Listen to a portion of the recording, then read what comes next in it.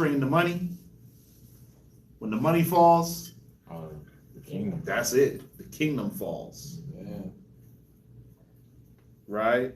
So, Severian dynasty. Severian dynasties, got a little family tree up there. You ain't gotta pay attention to that too much.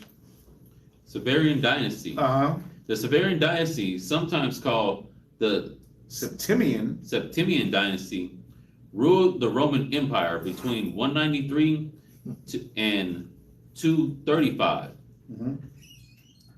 It was founded by the Emperor Septimius Severus, 193 to 211, and Julia Domna, his wife. When Septimius emerged victorious from civil war of 193 to 197, which began with the year of the 5 emperors. So that's an actual painting. Right? It's an actual painting of Septimius Severus. Now check this out. That's his wife and his 2 sons and himself. Now she's Syrian. Look how pale and pasty they got her. Then they got one of the sons pale and pasty because he probably was. He took on his mama's traits. Then the other son is dark like his daddy. Which I don't know why they blocked out his whole face. It's crazy. But that's an actual artifact that they recovered. See that? So I would say that he was a men's of color. Severian dynasty. You ready? Yes, sir. All right, so this is Julia Domna. So we're gonna deal with 3 women of this dynasty. 3 influential women. Julia Domna, she is the wife of Septimius Severus. We've already heard her name a few times. Syrian woman. Go ahead. Siri thought you was talking to her. Oh, Siri started talking? My whole phone lit up. Wow. One of the most prominent and powerful women in the history of the Roman Empire, a central figure who helped found the Severian dynasty. As empress, she wielded significant influence over her husband and later her son, setting a precedent for the public political role of imperial woman. Key factors about Julia Domna role: Roman Empress Augustus, as the wife of the Emperor Septimius Severus, reigned 193 to 211 CE, and mother of emperors Caracalla and Geta. Origin: she was born around 160 CE in Emesa, Syria, modern Homs, to an influential Arab family whose male members were high priests of the local sun god. Elegabal. Say it again? Elegabal. Her sister was the equally powerful Julia Mesa. So you have Julia Domna, then you have Julia Mesa. She was equally powerful. Then they're gonna have another woman that's gonna come along and she's gonna be as powerful. They literally, what's crazy is, they literally ran the kingdom from behind the throne. They were like behind the curtain. That's where you get like behind every powerful man is a more powerful woman. Those sayings. Oh, well, they amplified that. They amplified that because when these men were going down, these women were running the kingdom from behind the curtains. Right? Go ahead. Wife of the emperor.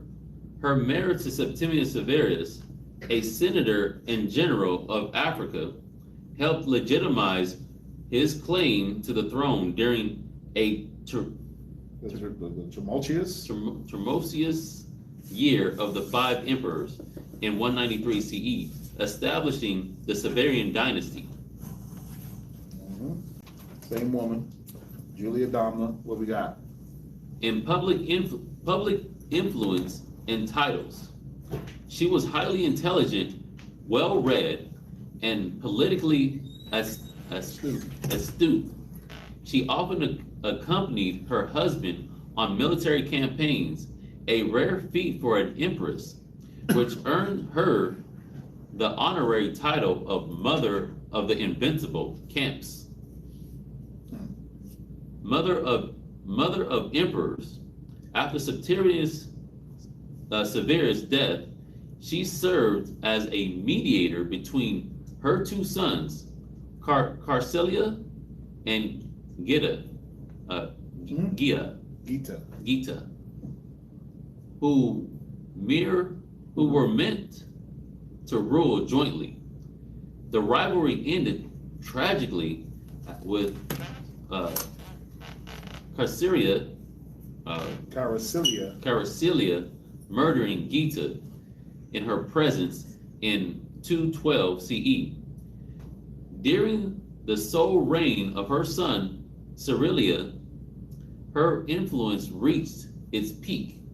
She was put in charge of much of the civilian administration, receiving petitions and handling his official correspondence, effectively acting as his chief of staff while he was on campaign. She received an unprecedented title, Mother of the Senate and the Fatherland. She getting titles. Yeah, she getting titles because she's out there in the public, influencing the people. Go ahead. Yeah, she took her own life by starvation in 217 CE in Antioch after receiving news of Carcelia's assassination and the subsequent usurpation of the throne by Macarenus. She was later deified. Julianus Domna, active public role in the administration of her association with the military and philosophy made her a defining figure, and she laid the foundation for her sister and nieces to exercise similar power throughout the rest of the Severian dynasty. So that's Julia Domna, Severus's wife. Now let's deal with Gita. This is the son of Julia Domna and Septimius Severus. Go ahead. Gita reigned from 209 to 211 CE, co-emperor with his father Septimius Severus and his brother Carcelia, assassinated by Carcelia, who then subjected Gita to Dominatio Memoria, eraser from public records.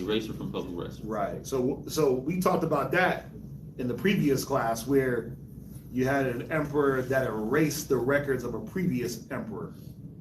Right. So they call that Dominatio Memoria. Who's next?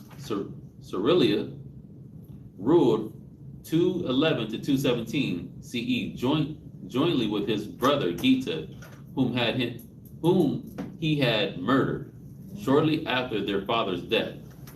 Famous for building the baths of Cerilia and ensuing the Constitutio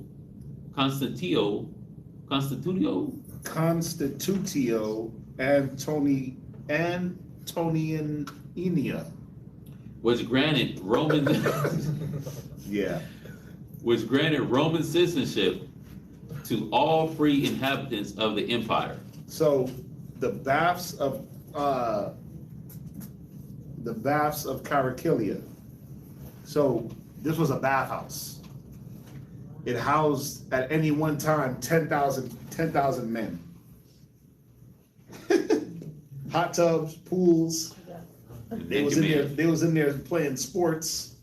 It was literally like, so this wasn't uncommon. Hadrian, he had a bathhouse. Marcus Aurelius, he had a bathhouse, but this man went and built the biggest bathhouse. 10,000 people at one time. Right? And so they in there, it's like a 24-hour fitness. It's like a 24-hour fitness. Except for they was doing things, they was naked. Yeah. They'd have their naked gyms, and they'd have their they'd have their little pederasty, little confectionaries, little boys. They was doing all that. So they was building bathhouses. This is it right here. This is the bathhouse. It's still standing. You can always just look it up. You could just look up his bath, and I mean, you can look up all the different baths of these different men. Just look up baths in Rome, and it's crazy. All right, man, stay with me. We almost there, Corey. I see. We almost there, right? Sumerian dynasty. We still got the 10 people. Macranius. Macranius reigned from 217 to 218 CE. Right. Interlude. Why is he an interlude? Because he was not part of Septimius Severus's bloodline. So he was an interlude of the bloodline of the Severian dynasty. Go ahead. Not a member of the Severian family. He was Carcilius, Praetorian perfect, and arranged his assassination. So he was the head of the guard. He was the head of Carakella's Praetorian guard. He was the Praetorian perfect. And so he arranged his assassination. Go ahead. He was the first Roman emperor who was not from a senatorial family. Now check this out. Oh. Wow. Oh yeah. So Gladiator 2. Right. That's the role that Denzel played. Why they gave him the role? Well, of course they gave him the role because guess what? Like, He's a black man. yeah. And look, this on the left is an actual stone carving. I mean, what do you look like? Yeah. Well, a white boy to me. Right? Right. I must have to say. So next man up is his son. Now look at this little dude right here. That's his son. Right? And he got the wild name. His name is Diadumian Ian. That's bad, right? It's Diadumenian. Like Idumean, but he's not. Idumean with a D. And all it is, interlude, son of Macrinus, co-emperor. There's not much that's said about him. You can't really find much on him. He co-emperor, they were there for a second, and then they were out of there. Right? Who's next? Severian dynasty. So who is this? Elagabalus. Sextus Varius Avictus Basenu. That's his name? Yeah. Sextus Varius. And it's wild. Sextus Varius is wild for his name because of the filth that he was on. Oh, wow. So I believe that Elagabalus was his name after his death, if I'm not mistaken. It was named that after his death. Let's read about this man. Reigned from 218 to 222 CE. Restored to power by his grandmother, Julia Mesa. So she's Julia Domna's sister. Yeah. They're now restoring the power back to the actual bloodline. So after Did Idumean and Macrinus, we get them out of there, let's restore power. Go ahead.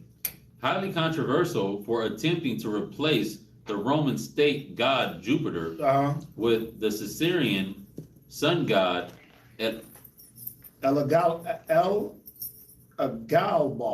Elagabalbal. Hence the name they gave him after he was dead. They named him after the god that he tried to promote. So what they would say is, and if you look at this coin, that's a stone in the temple.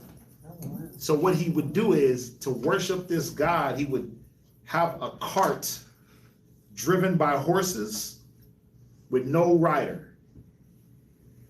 And he would put the stone in a cage and the horse would drive it. He would stand in front of the horse, hold the horse by its reins, and walk backwards as if the stone was driving the horse. This nigga was nuts. Remember, he was only a kid. He was just a kid. He was in his teens. So one thing I didn't put here was that he would sleep with all the horsemen. The dudes that drove the horses. Yeah. They said that he had. Gay? Yeah, they say he was gayer than anybody ever. Damn near. He's like, they say he partook in so much activity at his age that it was unheard of for a teen to partake in so much horsemen. Said that he loved them because they were big, they were strong, and it was very. They said that was more controversial for him to lay with them than damn than anything else going on. And he was just a teenager. I think he was about 17, younger. But he was a kid, man. You can see the kid mentality. He driving a horse and promoting a stone into a god. It's crazy. But yeah, he was on some nasty time. He was gay. Yeah. His whole room was just filled. Assassinated by his Praetorian Guard. So now we have, still part of the Severian dynasty, Julia Mameu. That's how you pronounce her name, Mameu. Julia Mameu, a highly influential Roman noblewoman, and the most prominent of the women of the Severian dynasty in its final phase. She served as an effective ruler of the Roman Empire for over a decade as the mother and chief advisor of her son, Emperor Severus Alexander. Right, so her son is going to come after her. I got him after her in the slides, but she basically is running the empire through her son. Go ahead. Key facts about Julia Mameu. Role. Roman Empress Augustus and regent as the mother and principal advisor of Emperor Severus Alexander, reigned from 222 to 235 CE. Family ties. She was the daughter of Julia Mesa. See that? So she was the daughter of Julia Mesa. So now she's the grandmother of who? The Caesars before. She's the grandmother of those men, the Gita, Caracalla. She's their grandmother, just on a different side. But they're all related by blood. That's why she's able to reinstitute the Severian dynasty through her line. Go ahead. What's that? All the women are Julia? Like Popular names. Oh, okay. And they come from the same family. So Yeah. yeah, just like when you see a lot of Caesar, you see a lot of Augustus, you see a lot of Alexander, you see a lot of Severus, Julio, you see a lot of those names because they would just take on that name. Another popular name was Drusilla. Drusilla was a popular name. Yeah. Remember, they come from, they're Arabic, so I'm not sure if it was cultural, but yeah, their all name was Julia. 3 Julias. Go ahead. This powerful lineage connected her directly to the founders of the dynasty, Septimius Severus. Yeah, she was connected just on another side, but she was still connected through her sisters. Right. Go ahead. Rise to power. Her son, Septimius Severus Alexander, was installed as Caesar, heir, and then emperor by her mother, Julia Mesa, who ostracized the downfall of her other grandson, the controversial emperor Elagabalus, Mamehu's nephew. Severus Alexander was only 14 years old when he took the throne in 222 CE.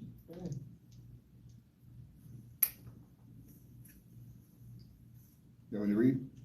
Oh, it was loading. Regency, is that Regency? Regency in concurrence? Government. And governance. Oh, the blues.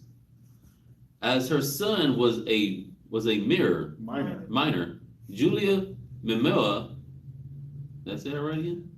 Mason? Julia Mamu. Memu, there we go. Julia Memu. It's Mameu. Mameu. That's how you pronounce it. It's weird. I know. Mameu. Mameu. The EA makes a U sound. Mameu. Mameu. Go ahead. Julia Mameu and her mother, Julia Mesa, initially ruled the empire. After Mesa's death in 224 CE, Mameu became the sole regent and the dominant force in the government. She was credited with appointing respected advisors, notably the famous jurist Yopain as Praetorian Perfect, and restoring stability and traditional Roman values after the excesses of Elagabalus reign. Right, because he was extra excessive. She held numerous prestigious titles, including Mater Augusti, Mother of Augustus, and Manor of Castroming, Mother of Augustus, and Mater Castronium, Mother of the Camps. She was also granted the unprecedented title of partner in rule, consors in party, solidifying her political authority. She did a lot. That's why there's a lot of information on her. She did a lot. We almost do it. What we got? Influence over the emperor. Ancient historians characterized Severus Alexander as a mama's boy who remained under his mother's complete control.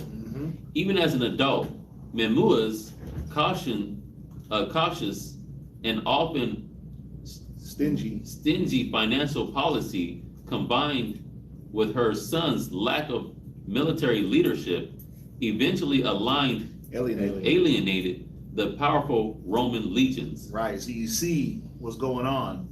You have these women in rule, the sons don't know what they're doing, it's alienating the legions. You need the legions, those are the warriors, those are the fighters. You need them, you can't alienate them, you can't be stingy. Go ahead. Dad, Memua's accompanied her son on his final campaign against the Germanic tribes of on the Rhine frontier. In 235 CE.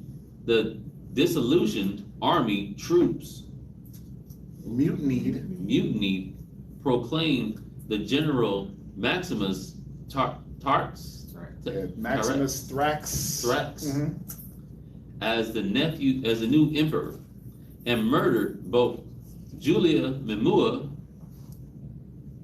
and Severus Alexander in their tents at Maguntium, modern Mainz, Germany. Her death marked the end of the Severus dynasty and is widely considered the start of the crisis of the 3rd century, a period of profound military, political, and economic instability in the Roman Empire. Right, so let's deal with. They got coins too. Wait, hold up.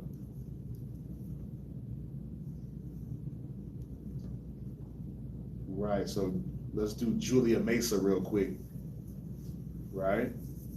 Okay. Let's talk about her. Go ahead. Julia Mesa, one of the most powerful and political astute women in history of the Roman Empire, a key matriarch of the Severian dynasty. She was instrumental in restoring and maintaining her family's rule after a political crisis, effectively serving as the power behind the throne. For 2 different emperors. Key facts about Julia Mesa: family ties. She was the elder sister of Empress Julia Domna, wife of Emperor Septimius Severus. She was the grandmother of 2 Roman emperors, Elagabalus and Severus Alexander.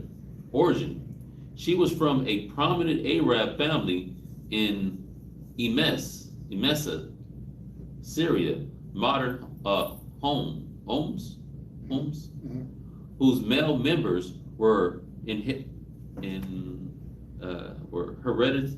hereditary high priests of the local sun god El Gabal.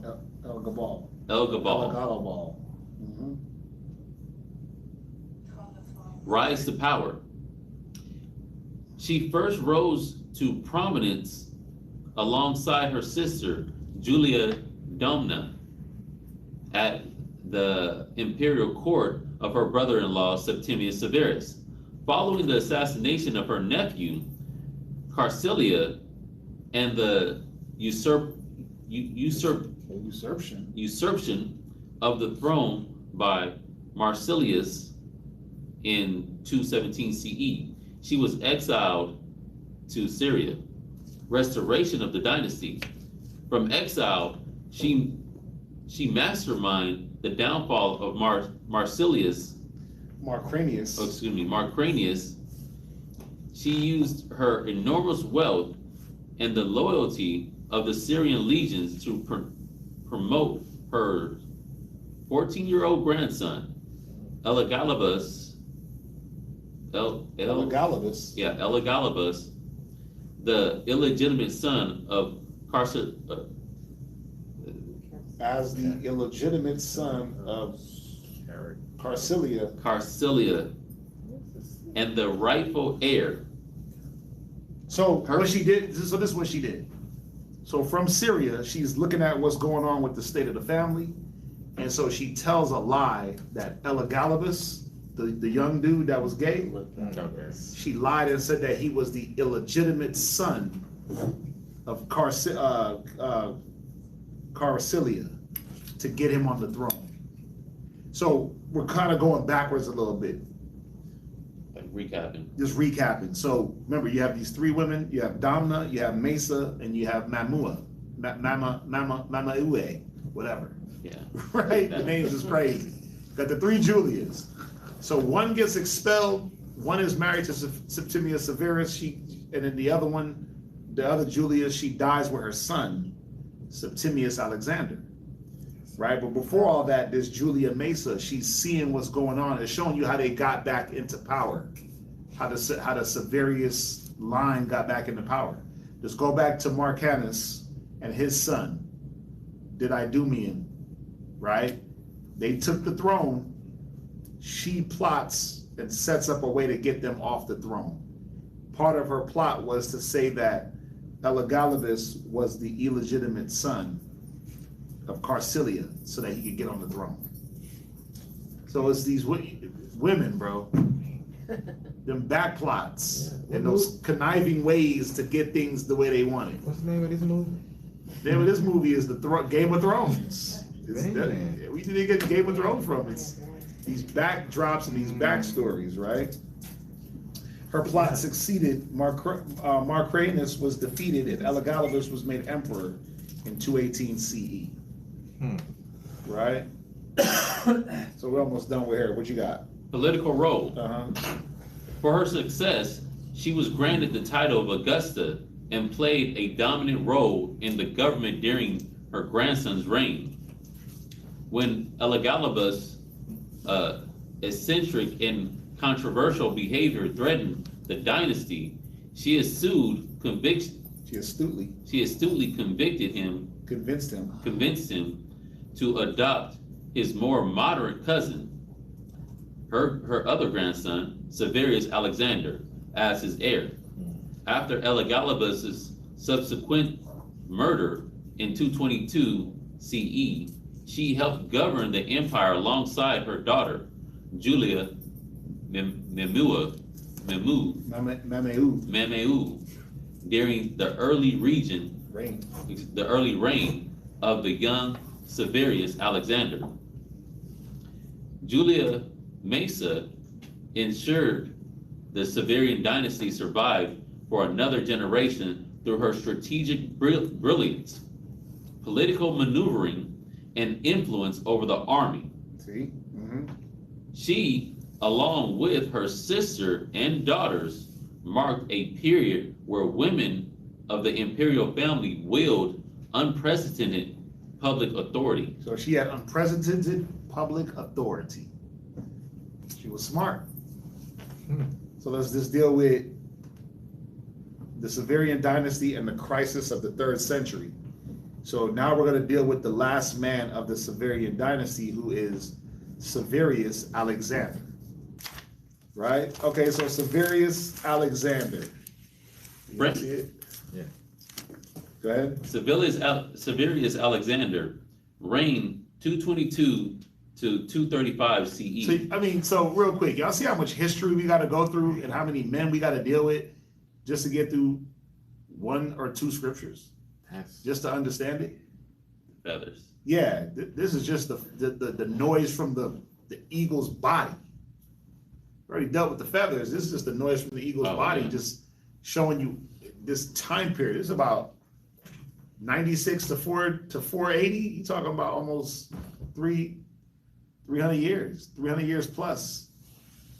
2 verses of the Bible. And you got to know 200 years plus of history. Man. Yeah. Go ahead. Reigned from 222 to 235 CE. The last emperor of the dynasty, ruled with the guidance of his mother, Julia Memeu. His inability to control a rebellious army and his attempts at peaceful diplomacy led to his assassination, which triggered the tumultuous crisis of the 3rd century. Crisis of the 3rd century. So what are we seeing? It's ups and downs. It's that voice of strivings.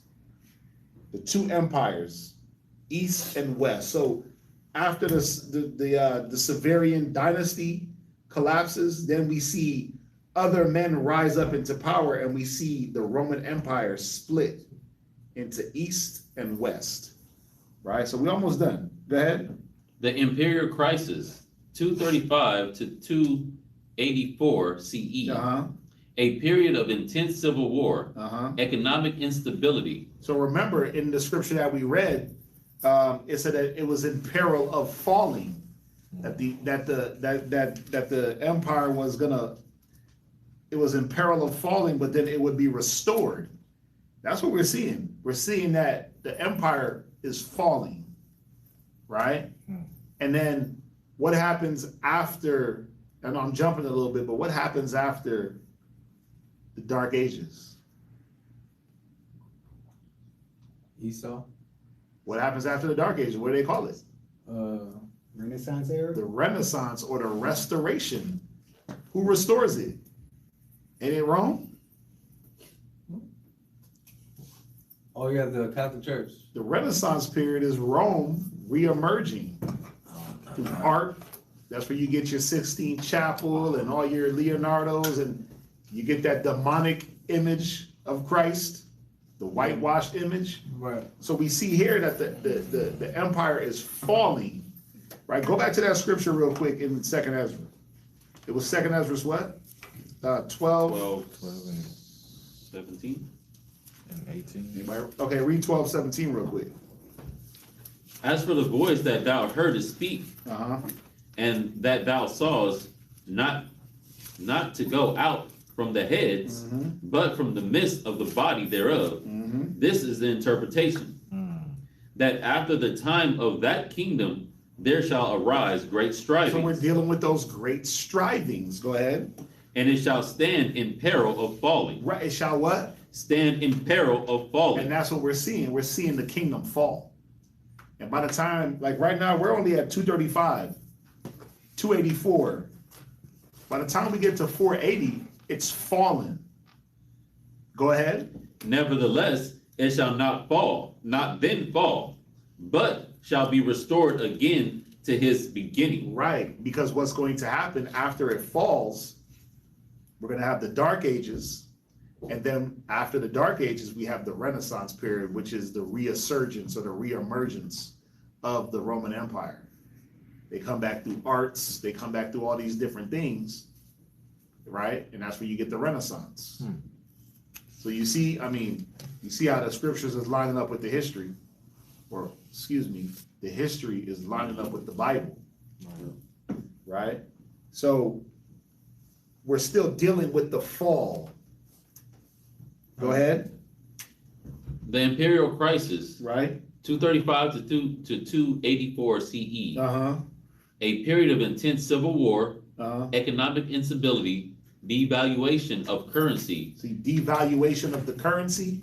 Don't we see devaluation of the currency here in America? When currency is devalued, you know it's up. It's up for a country, right? And it wasn't that gold was being devalued and silver. Rome was printing their own money, just like America. Yeah, you can just go look into it. They were making their own money. There wasn't enough gold to go around and silver to go around. Silver prices have always been the same, through ages, and gold. When you start making your own currency to pay everything, it's now devalued. You can't devalue gold. What's that? No, I'm just saying. So at this time, they had the equipment to print money and. I mean, no, coins and all not that? print money, Well, but I'm they're not minting I'm their talking own about- yeah, coins. Well, yeah, we just seen it. Yeah, They were minting. Yeah, they were minting coins, Pour the metal into a mold and Yeah. put that stamp on and it. it didn't necessarily have to be gold or silver. It could have been a different metal. Okay. Yeah. Remember, we read about somebody paying off the guard with 25,000, and it named the money, but it wasn't gold or silver. It was like their own little money that they printed. So yeah, remember, same thought process, same idea. It's the same kingdom, just recycled. Rome and America is the same. It's just recycled. Right. Everything they do, they're gonna recycle. Right? Let's get through it. We almost there. I know it was a lot. This is like 50 slides. Go ahead. And social unrest. Right. What is it? Aurelian and Docilian,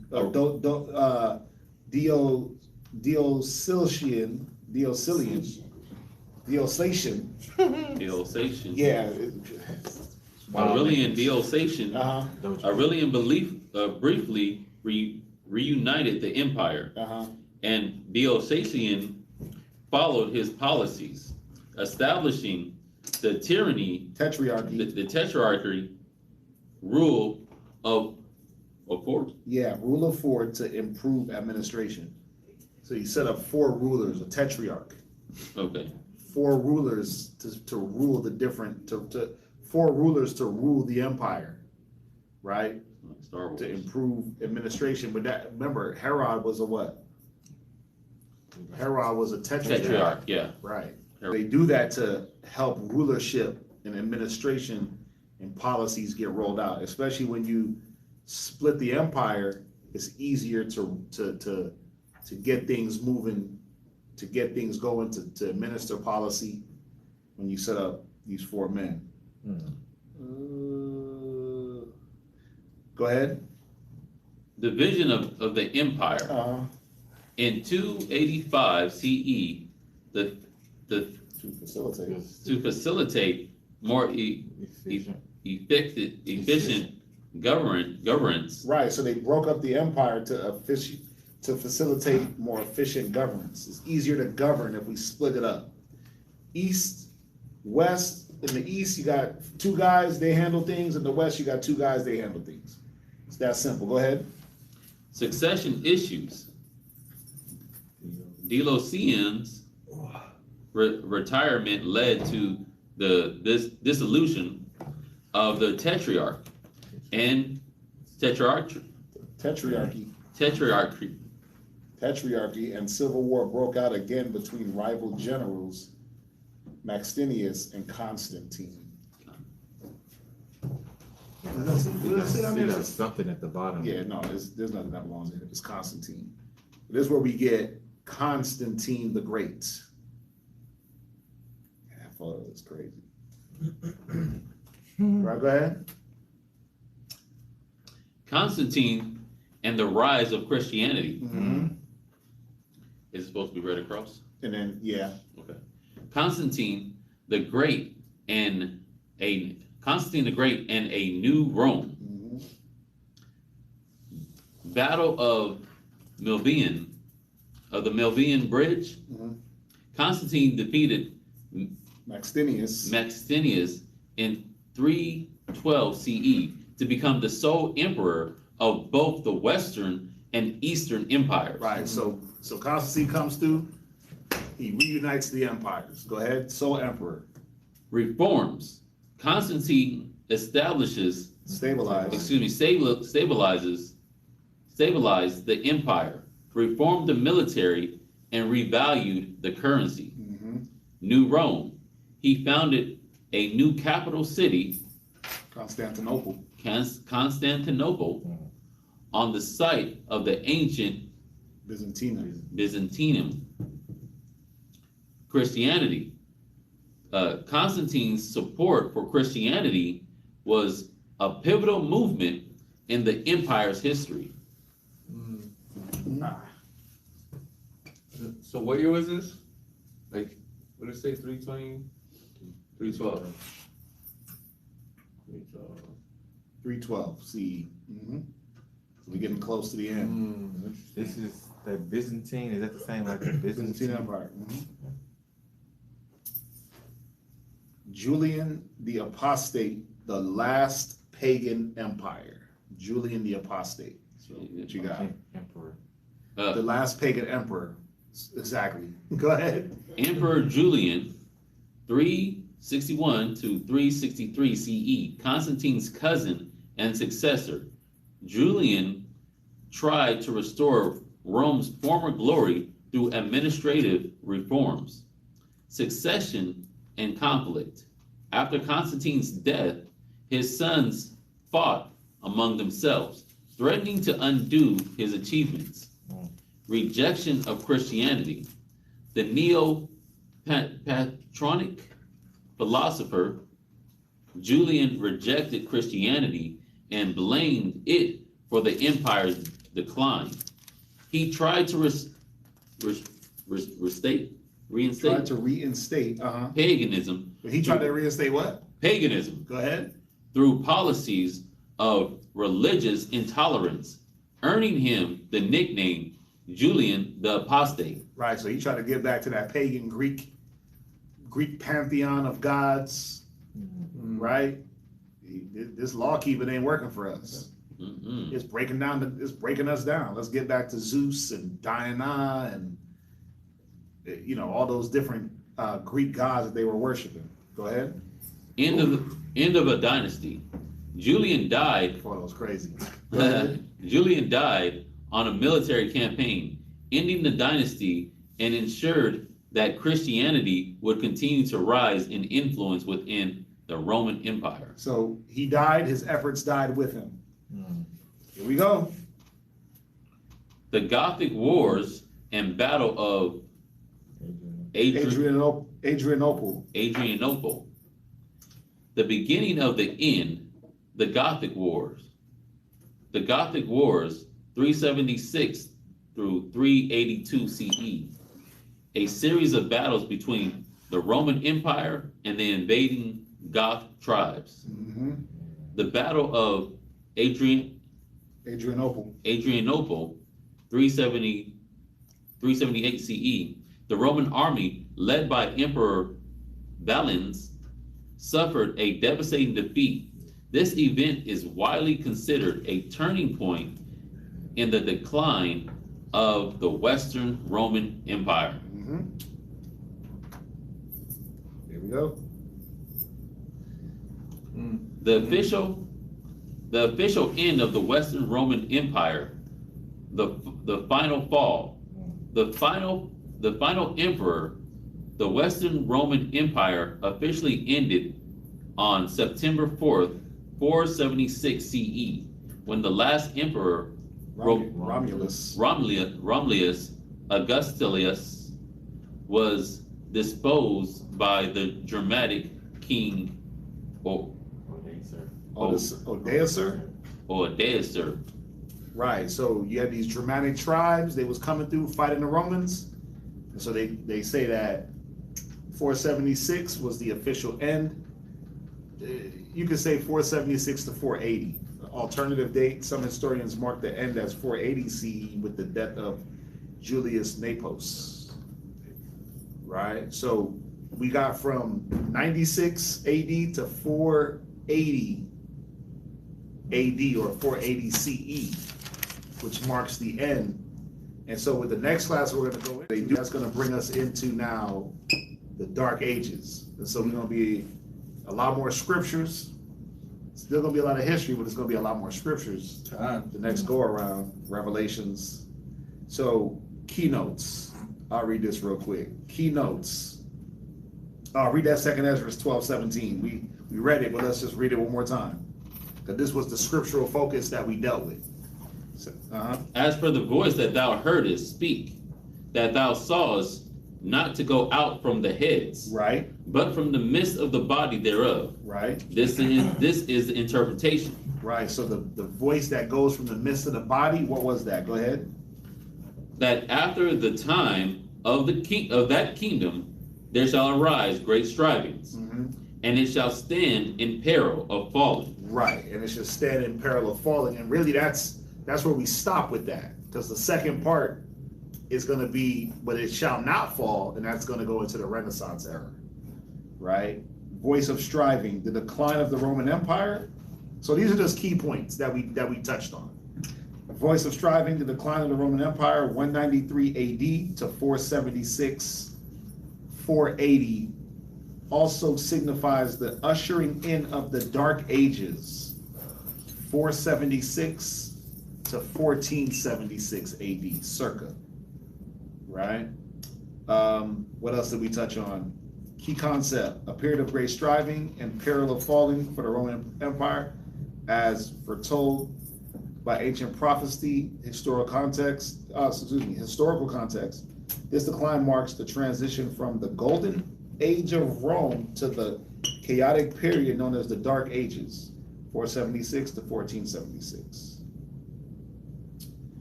The Nerva Antonine dynasty, comprised of 7 Roman emperors who ruled from AD 96 to 192. Within those 7, you had 5 good emperors, 96 to 180. The year of chaos, the 5 emperors, 193 AD. You had the Severian dynasty, sometimes called the Septimian dynasty, which ruled Rome between 193 and 235. We talked about the imperial crisis and the division of Rome, 235 to 284. What is it? Docilation split the empire into two halves: the Western Roman Empire and the Eastern Roman Empire, or AKA Byzantine Empire. Constantine defeated Maxentius in 312 CE to become the sole emperor of both East and West, and ushers in Christianity. And then we have the Gothic Wars, 376 to 382 CE. We have the Battle of Adrianople, 378 CE. This event is widely considered a turning point in the decline of the Western Roman Empire. Romulus Augustus was deposed by the Germanic king.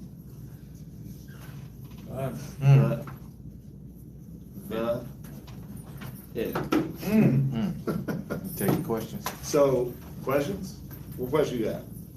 You have a question. So Septimius Severus. no. What's that? So on this next one, you're gonna bring in verse 23. When does that come into play? Verse 12, 2nd Esdras 12 and 23. We still in 18. I know, but he was saying that it's gonna be. Oh, that's gonna be later. That's gonna be later on. It's gonna be like We still gotta next get year.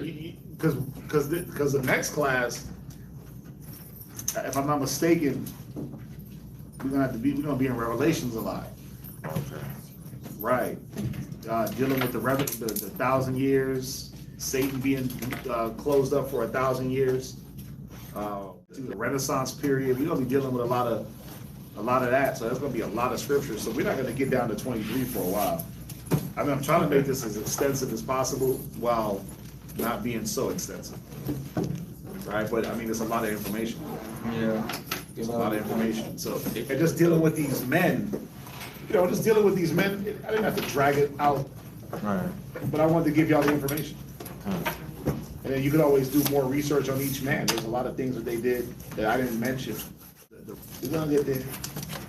Yeah, I gotta get that understanding of the Dark Ages and all that because I never. I mean, you know what they used to talk about. They used to talk about the Dark Ages. You know, I think I heard it in school and stuff like that. But Where I they never lied really. and said that was a time where there was no recorded history. Yeah. No, history was being recorded. It was just black history. Black kings, black noblemen.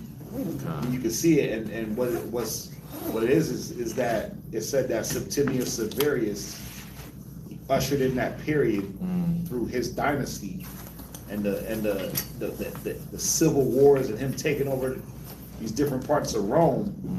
It triggers these prophecies to enact, to go into play, and then we get this whole 1,000-year reign. And then after that 1,000-year reign, we get the Renaissance, where now they pushing, whitewash Christ. They changing the images, laid open the books of the law, and painted the images of the heathen.